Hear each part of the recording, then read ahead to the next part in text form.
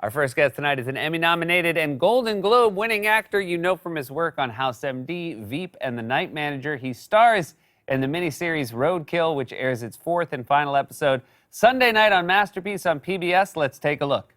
Let me tell you, there is a reason why this country has never moved into the 21st century, and it's called the civil service. I am aware of your view. You've made that plain. Anytime any minister comes into office with any trace of passion or a serious idea for change, there you are in the best traditions of your calling, ready to throw a wet blanket over anything that might improve people's lives. Restore the missing clauses to the bill. That's an order. Is there anything else? Please welcome to the show, Hugh Laurie. How are you, Hugh? I'm very well, thank you, Seth. Thank you. Ha ha ha. I'm so happy to see you. This is your first time on this show, and we've crossed paths before, but it's a delight to lay eyes on you again. Crossed paths, I think was a little more than that in my memory. I feel, well, it was a momentous event in my life. Well, you hosted SNL. And I did. You were hosting it because of House. I knew you as from Blackadder. I knew you from a bit of Fry and Laurie. I knew you from my favorite episode of The Young Ones. I knew you as a comedy person. I was surprised to hear you were nervous about hosting SNL. That was the single most terrifying thing I have ever done. And I jumped out of an airplane, and this was considerably worse.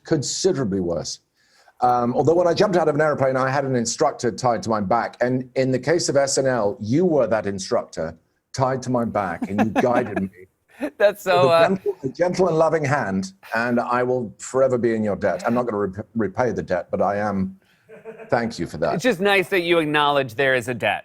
Whether it's repaid or not, it's just nice to know. Yeah, that's the important thing. This show, I want to say about Roadkill, this is exactly what I wanted. It is my favorite kind of show. It is a PBS masterpiece, British political intrigue. It's a limited miniseries. It ticks every box for me. How did you get involved and what drew you to it? Well, I was drawn to it by the name on the title page. It was written by David Hare, who is a very respected, I would say even revered playwright in this country, and in yours too. So that piqued my interest. And I thought it was an interesting notion to examine the whole idea of political shame, the fact that shame and disgrace in the public sphere, in the political sphere, has just sort of vanished.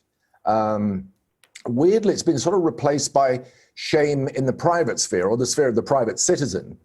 But politicians now have a completely different approach, a completely different relationship with their constituency. And I thought that was a really particularly interesting to examine it from a sort of right-wing perspective. There's been so much written about the left, but the right wing generally goes unremarked on. We just assume they make the trains run on time and nothing else. But of course, they are capable of being every bit as ideological, if not more so, than the left.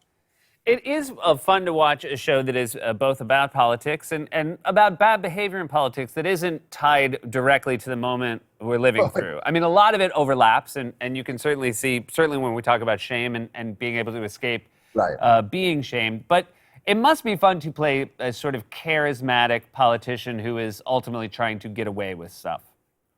Well, if it says charismatic in the character description, where are they going to go? You know, I mean, how many?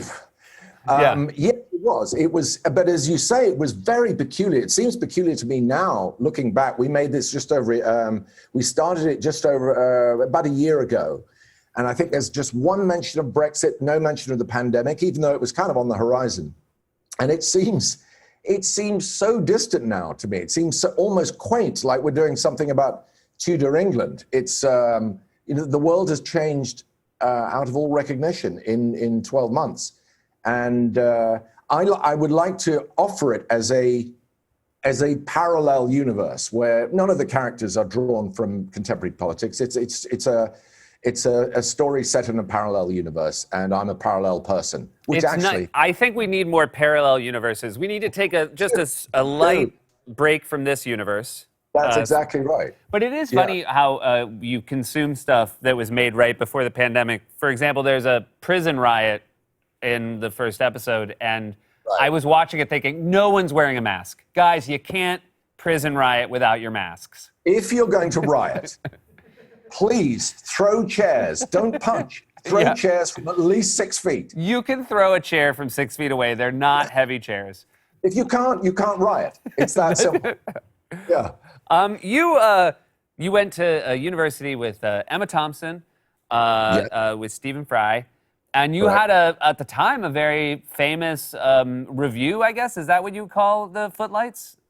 Yes, it is, with a UE at the end. Of course, yes. It's a sort of old, it's almost a sort of vaudeville thing, really. A kind of sketches and songs and monologues and, well, you mean you did much the same. You did exactly the same, but more of it and better, Seth, may I say. But you were doing, I mean, certainly I was doing stuff like that when I was in college, but you guys were doing it in college and it became sort of a bit of a phenomenon. That must have been, did you think at the time, were you aware of how well it was going for you?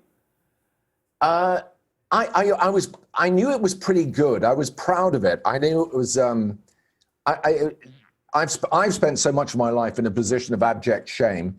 But this is one of those moments where I actually felt quite proud of what we were doing. And I think we all felt we were onto something good. But at that point, I was 21.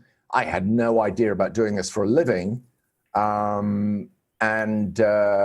it just didn't occur to anybody to do such a thing. It was just, it was out of anybody's ken until a man turned up with a big cigar and said, "I'm an agent. Do you want to do this for a living?" And I'll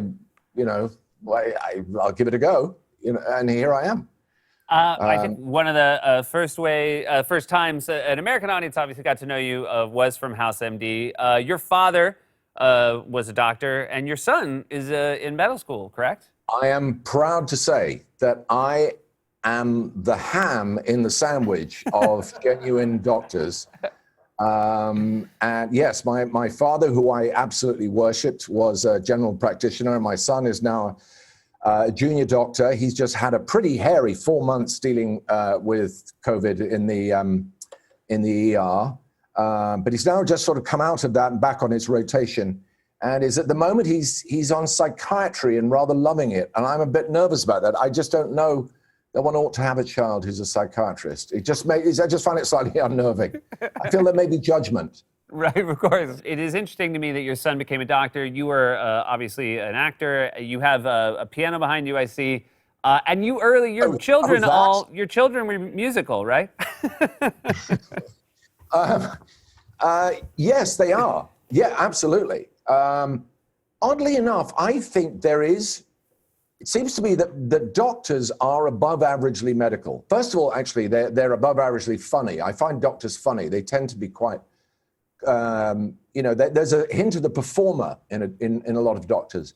But they also seem to be very musical. And they are, yes, my kids are musical. We actually had a band when they were teenagers. We would perform as the Von Krapp family. And we lived out the title, and we did sort of weddings and bar mitzvahs, very, very unsuccessfully, but memorably for me. I hope no one ever recognizes your son once he's a full doctor as being one of the members of the Von Krapp family. I would have less confidence going into surgery. Yeah, wait a minute, get away from me. Yeah, no, that would be a problem. No, I think he could live that down. I think he could probably live that down. It's always so wonderful to see you. I do have to tell you, I mentioned to my mom that you were going to be on the show tonight, and she said, please say hello to Bertie Wooster for me. And I just wanted you to know that all these years later, that's the only thing that ever mattered to her. I would say to your mother, I would say, what ho? What ho is a perfect response. Thank you so much for being here. The finale of Roadkill airs Sunday night on Masterpiece on PBS.